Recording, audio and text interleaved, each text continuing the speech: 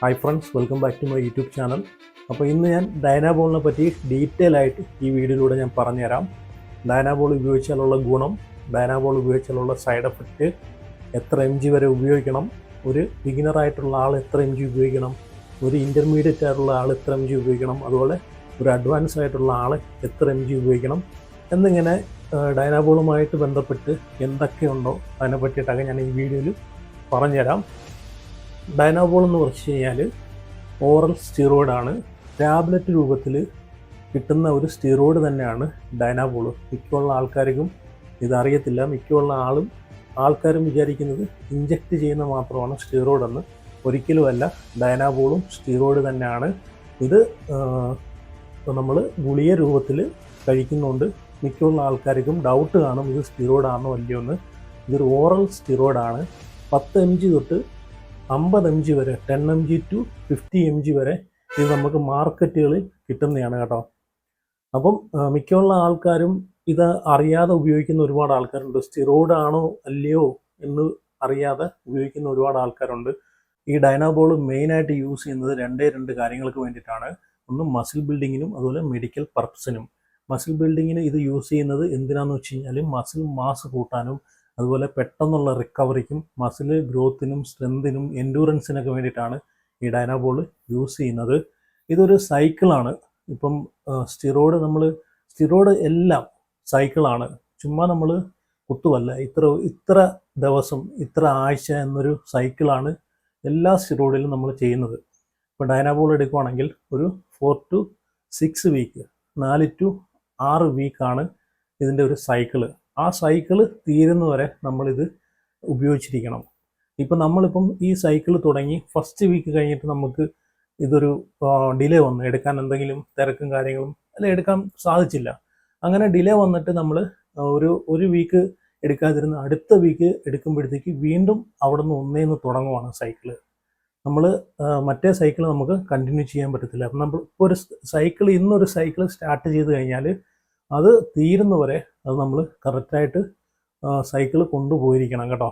അപ്പം മിക്കുള്ളവർക്കും അങ്ങനെ ഒരുപാട് പ്രശ്നങ്ങളൊക്കെ ഉണ്ടാവാറുണ്ട്. നിങ്ങൾക്ക് സമയവും അതെടുക്കാനുള്ള ടൈമും എല്ലാം ഉണ്ടെങ്കിൽ മാത്രമേ അതെടുക്കാൻ നിൽക്കാവൂ കേട്ടോ. പകുതി വഴിയിൽ കൊണ്ടിട്ടിട്ട് നിർത്താൻ നിൽക്കരുത്. ഓക്കെ, അപ്പം ഇത് 10 mg തൊട്ട് 50 mg വരെയാണ് ഇതിൻ്റെ ഡോസ്. പല ആളുകളും ഇത് എങ്ങനെയാണ് ഉപയോഗിക്കേണ്ടത്, ഫസ്റ്റ് വീക്ക് എത്ര mg കൊടുക്കണം, അതുപോലെ സെക്കൻഡ് വീക്ക് എത്ര mg കൊടുക്കണം എന്നൊന്നും അറിയത്തില്ല. സ്റ്റാർട്ടിങ്ങിലേ ചെന്ന് ഹൈ ഡോസ് എടുത്തിട്ട് പെട്ടെന്നുള്ള സൈഡ് എഫക്റ്റൊക്കെ മേടിച്ചു കൂട്ടുന്ന ആൾക്കാരുണ്ട്. അപ്പോൾ അങ്ങനെയൊന്നും ചെയ്യൽ. സ്റ്റാർട്ടിങ്ങിൽ കുറഞ്ഞ ഡോസ് എടുത്ത് നമ്മൾ കൂട്ടി കൊടുക്കുക. പിന്നെ തീരുന്ന സമയത്ത് ലാസ്റ്റ് വീക്ക് നമ്മൾ ഡോസ് കുറച്ചുകൊണ്ട് തീർക്കുക. അങ്ങനെയാണ് ഇത് ചെയ്യേണ്ടത്. ഈ ഡൈനാബോൾ എടുക്കുന്നതുകൊണ്ട് നമ്മളെ ബോഡിക്ക് കിട്ടുന്ന എൻഹാൻസ്ഡ് ആയിട്ടുള്ള ഗുണങ്ങൾ എന്തൊക്കെയാണെന്ന് വെച്ച് കഴിഞ്ഞാൽ മസിൽ മാസ് ഇൻക്രീസ് ആവും. മസിൽ മാസ് പെട്ടെന്ന് ഇൻക്രീസ് ആവുന്നതായിരിക്കും. അതുപോലെ എൻഹാൻസ്ഡ് ആയിട്ടുള്ള സ്ട്രെങ്ത് വർദ്ധിക്കും. എൻഹാൻസ്ഡ് ആയിട്ടുള്ള സ്ട്രെങ്ത് വർദ്ധിച്ചു കഴിഞ്ഞാൽ ജിമ്മിൽ പോയി നല്ല വെയിറ്റ് ലിഫ്റ്റ് ചെയ്ത് വർക്കൗട്ട് ചെയ്യാനൊക്കെ നമുക്ക് സാധിക്കുന്നതായിരിക്കും. ഡൈനാബോൾ പോലുള്ള സ്റ്റിറോയിഡ്സ് ഒക്കെ യൂസ് ചെയ്ത് വർക്കൗട്ട് ചെയ്യുന്ന ആൾക്കാരെ ശ്രദ്ധിച്ചാൽ മതി. ഭയങ്കര ഹെവി ആയിട്ടുള്ള വെയിറ്റൊക്കെ ഇട്ടായിരിക്കും അവർ വർക്കൗട്ട് ചെയ്യുന്നത്. അതുപോലെ അവർക്ക് നല്ല എൻഡൂറൻസ് ഒക്കെ കിട്ടുന്നതായിരിക്കും. പിന്നെ എന്ന് വെച്ച് കഴിഞ്ഞാൽ പ്രോട്ടീൻ സിന്തസിസ് ഒക്കെ ഇമ്പ്രൂവ് ആവും. അതുപോലെ തന്നെ ഫാസ്റ്റ് റിക്കവറി ആയിരിക്കും.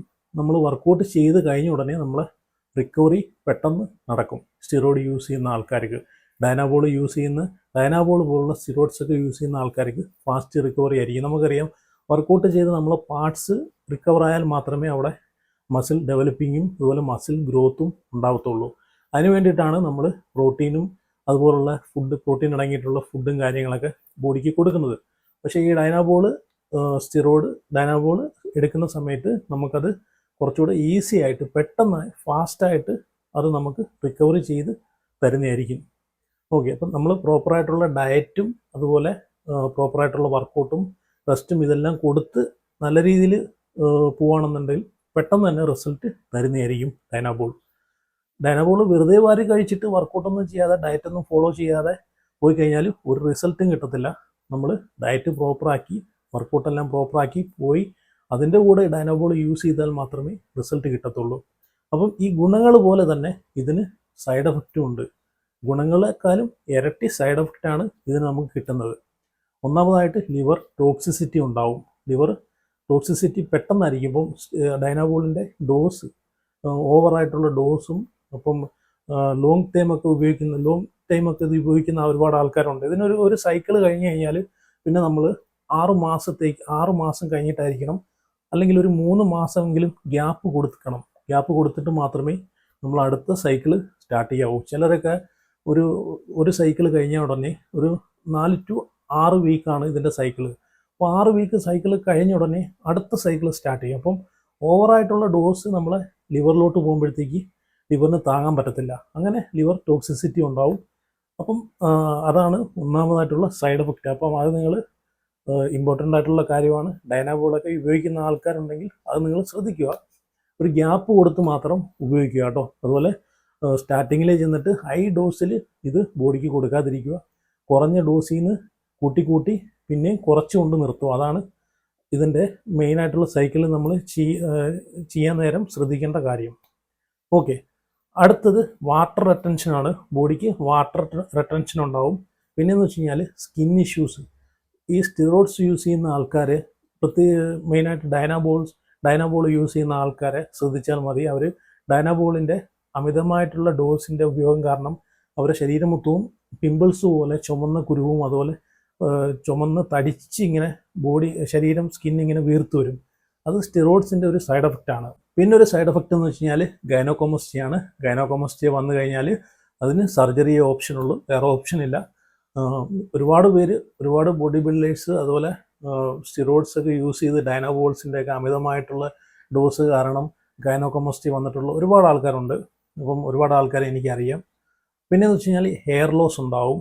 അതുപോലെ നമ്മളെ ബ്ലഡ് പ്രഷർ കൂടും. ബ്ലഡ് പ്രഷർ കൂടിക്കഴിഞ്ഞാൽ അറിയാം ഹാർട്ട് അറ്റാക്ക് പോലത്തുള്ള ഇതൊക്കെ പെട്ടെന്ന് വരും. അതുപോലെ നമ്മളെ കൊളസ്ട്രോൾ ലെവൽ ഇംബാലൻസ് ആവും. പിന്നെയെന്ന് വെച്ച് കഴിഞ്ഞാൽ നമ്മളെ ടെസ്റ്റോസ്റ്ററോൺ നാച്ചുറലായിട്ട് നമ്മളെ ബോഡി പ്രൊഡ്യൂസ് ചെയ്യുന്ന ടെസ്റ്റോസ്റ്ററോണിൻ്റെ അളവ് കുറയും. അമിതമായിട്ടുള്ള ഡോസ് ബോഡിക്ക് കൊടുക്കുമ്പോഴത്തേക്ക് നാച്ചുറലായിട്ടുള്ള ടെസ്റ്റോസ്റ്ററോൺ പ്രൊഡക്ഷൻ അവിടെ സ്റ്റോപ്പ് ആവുന്നതായിരിക്കും. ഓക്കെ, അപ്പോൾ ഇത്രയും സൈഡ് എഫക്റ്റുകളാണ് നിങ്ങൾ ഡൈനാബോൾ എടുക്കുന്ന ഒരാളാണെങ്കിൽ നേരിടേണ്ടി വരുന്നത്. അപ്പം ഗുണവുമുണ്ട് ദോഷവുമുണ്ട്. ഇതൊക്കെ ഓരോരുത്തരുടെ ചോയ്സാണ്. ബോഡി ബിൽഡിങ്ങിലോട്ട് ഇറങ്ങുന്ന ഓരോ ആൾക്കാരെയും ചോയ്സാണ്. അവർക്ക് വേണമെങ്കിൽ എടുക്കാം, വേണ്ടെങ്കിൽ എടുക്കണ്ട. അപ്പം പ്രൊഫഷണലായിട്ട് കൊണ്ടുപോകുന്ന ഒരാളെ സംബന്ധിച്ച് ഇതൊക്കെ എടുക്കേണ്ടതായിട്ട് വരും. കാരണം സ്റ്റേജിൽ കയറി നിൽക്കണമെങ്കിൽ ഇതൊക്കെ ഉപയോഗിക്കേണ്ടതായിട്ട് വരും. കാരണം ഇതൊരു പ്രൊഫഷനായിട്ട് കൊണ്ടുപോകുന്ന ആളാണെങ്കിൽ ഓക്കെ. അപ്പം ഇനി ഞാൻ പറയുന്നത് എന്താണെന്ന് വെച്ച് കഴിഞ്ഞാൽ ഒരു ബിഗിനർ, ഒരു ഇൻ്റർമീഡിയറ്റ് അല്ലെങ്കിൽ ഒരു അഡ്വാൻസ് ആയിട്ടുള്ള ആൾക്കാർ എത്ര എം ജി ഡോസാണ് നമ്മൾ ബോഡിക്ക് കൊടുക്കേണ്ടത് ഞാൻ പറഞ്ഞുതരാം. നിങ്ങളൊരു ബിഗിനർ ആണെങ്കിൽ ഒരു 15 to 20 mg ആണ് നിങ്ങൾ പെർ ഡേ എടുക്കേണ്ടത്.